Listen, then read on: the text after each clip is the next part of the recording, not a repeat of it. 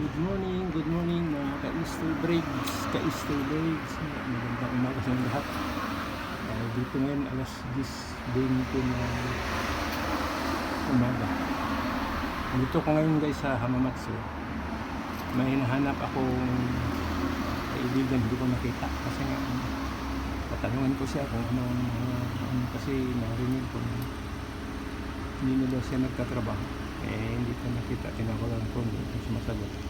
Ngayon nandito ako guys sa harapan ng dating rehabilitation center dito. Kung halimbawa may mga pilay ka or anong problema sa mo, katawan mo, natakpan ng sakit dito nun, naano ako dyan mga 2 buwan higit dyan, yan yung nasa harap.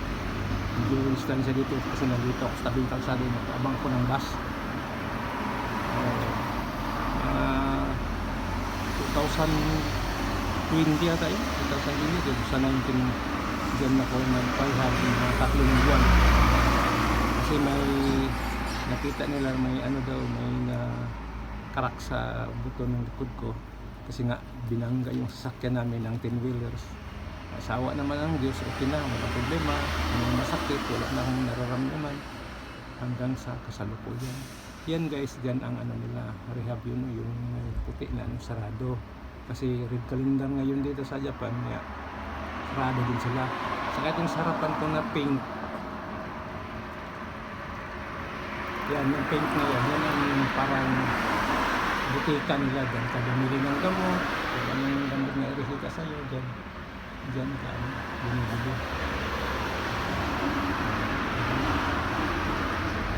Tagal-tagal din kami dun, mga asawa lang. Yung gagawin ng asawa kasi yung pagka-aksidente namin, yung asawa ko nagmamaniho si ang driver. Kaya yung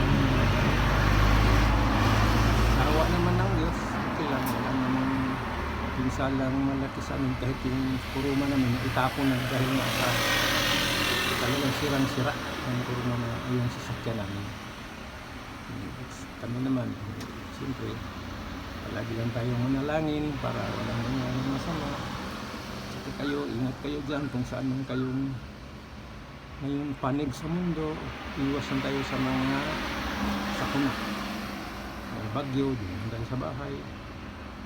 At saka lalo na iwas tayo sa mga sakit kasi medyo mahal ang gamot ng mga kababayan. Mga ka-stay bridge.